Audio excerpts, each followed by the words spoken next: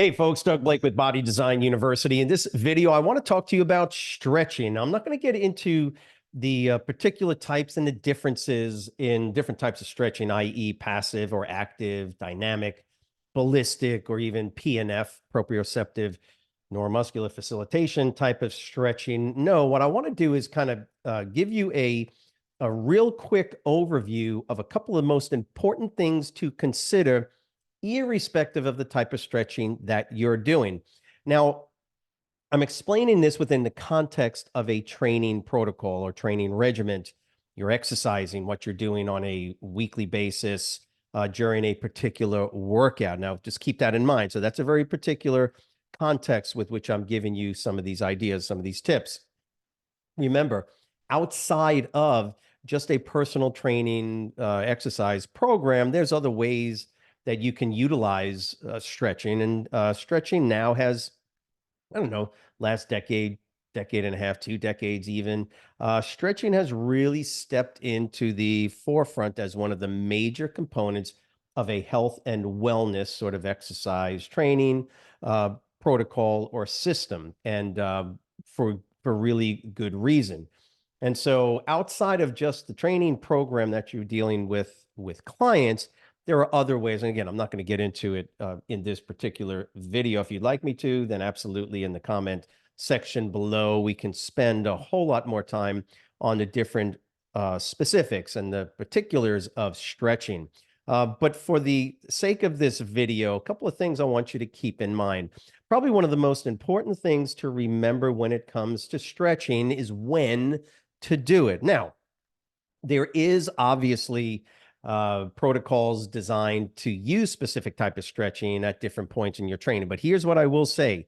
Irrespective of the type of stretching you're doing, whether it's passive or active, dynamic, ballistic even, please make sure, number one, you always warm up before you do whatever stretching protocol you're going to do. Now, we'll be training clients, and the first thing we have them do is a 5-minute warm up, for instance, whatever warm up you're doing with your clients, but a minimum of 5 minutes for sure before moving into the stretching phase of the exercise program. So clients come in, they do their warm up, and then they do their stretching. Now, generally, we're doing active type stretching because it has a neurostimulatory effect. It doesn't take much time to do it, active isolated stretching in particular.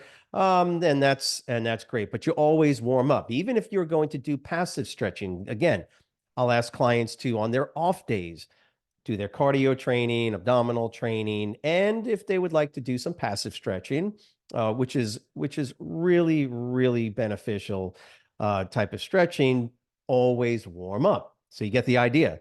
Irrespective of whether they're coming in for a training session or they're on their own on a Saturday, for instance, and they don't obviously train on Saturday. Well, if you're going to do stretching and you're going to spend, I don't know, 30 minutes on a stretching protocol doing passives, make sure you warm up. So number one, always warm up before you do any type of stretching.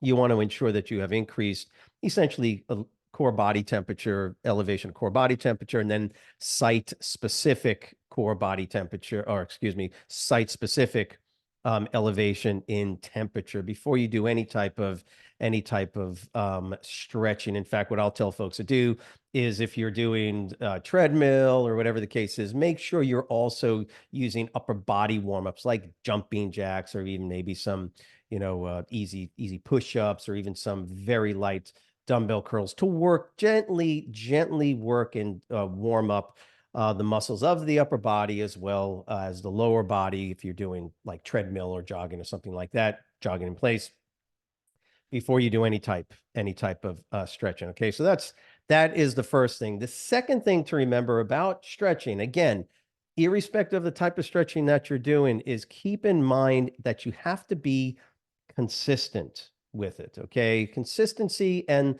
long-term use of this modality is really what's important. In other words, the studies, and there's a ton of studies on stretching, folks, lots of newest studies coming out and giving us some interesting information. I'm going to tell you on for the third one.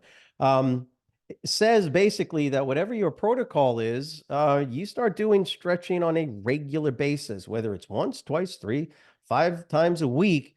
It's consistency over time that is critical to having beneficial long-term benefits to stretching. So stretching for a month, feeling great, and then stopping, it's just as bad as if you start exercising and then you stop. Remember, for the most part, the training modalities that we're talking about, from resistance, cardiorespiratory, and stretching is included now in these modalities of exercise that you're hopefully getting your clients to start on a regular basis. They need to become part of your lifestyle. Stretching has many benefits. Again, I'm not going to get into those, but um, the many benefits will only be maintained, just like there's many benefits to resistance training. But once you stop it, you essentially will lose, quote, lose whatever strength gains, hypertrophic gains over the course of a couple of weeks. Stretching is the same way. So, number one is always warm up before you do your stretching protocol. Second thing is to always keep in mind that it should be a part of your normal daily or weekly routine, just like your resistance training and cardiorespiratory training is. Hope that makes sense. So that's the second thing. Consistency, just like anything else, right? Brush your teeth, exercise, eat well, and stretch on a regular. The third one is kind of interesting because what some new studies have been showing, I'm not fully on board like 100%, but definitely understand the efficacy of this kind of interesting data past decade or so, is that stretching can actually help the arterial system, can actually help your cardiovascular system. And that's a really, really interesting bit of information now that you can tell your clients. Not only does stretching obviously elongate the collagen fibers associated with fascia and other connective tissue, the tendons, ligaments, and of course, again, like I say, the fascia of the muscle, and the fascicles, all the integrated parts of the muscle that are connective tissue related. Okay, yes, it's going to elongate and realign collagen fibers. That's generally why it feels good when you stretch. Not every muscle in your body needs to be stretched, extensively, like say your hamstrings or your gluteal group, your erector spinae, hip flexors, iliopsoas. Those muscles generally need to be stretched on a regular basis. But what a lot of studies now coming out talking about the benefits to cardiovascular health, because as you elongate a muscle, guess what's generally sequenced into the muscles and around and in between fascicles? Yeah, your arteries. Now, veins, yeah, sure, but it's the arterial system that really requires some, I guess, extra sort of assistance when it comes to health and issues related to cardiovascular disease. So studies that are coming out now are saying that you might be surprised at the other health benefits of stretching. Well, look, I'm going to stretch anyway, and if I can get some benefit to my cardiovascular system, right, then wow, that's a nice little added benefit. So that's sort of the three things. Make sure that you warm up, make sure that you are being consistent, and consider now the other benefits that most folks have never even thought about. Again, you could Google stretching cardiovascular system benefits, and you can look on PubMed. You can look at any of the latest research that's being conducted on the benefits of stretching. Like I say, I'd have to see some more data to be fully on board. But as far as I'm concerned, stretching is good, even without that third one, where it's helping your cardiovascular system. If that is the case, truly the case, then fantastic. Another reason to get your clients to stretch on a regular basis. Now, I will say, just to finish this up, is that from the studies that I've read, it's passive stretching. So there's a relaxation component to that type of stretching.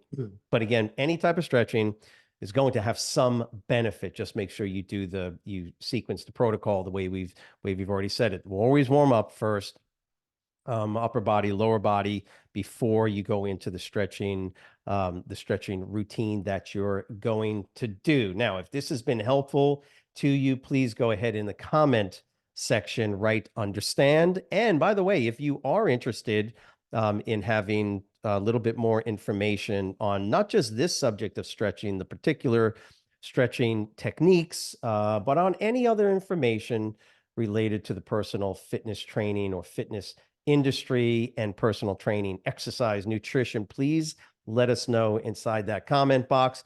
By the way, please, if you have not done so, subscribe to our channel, share the video if you want, give us a thumbs up if you liked the video.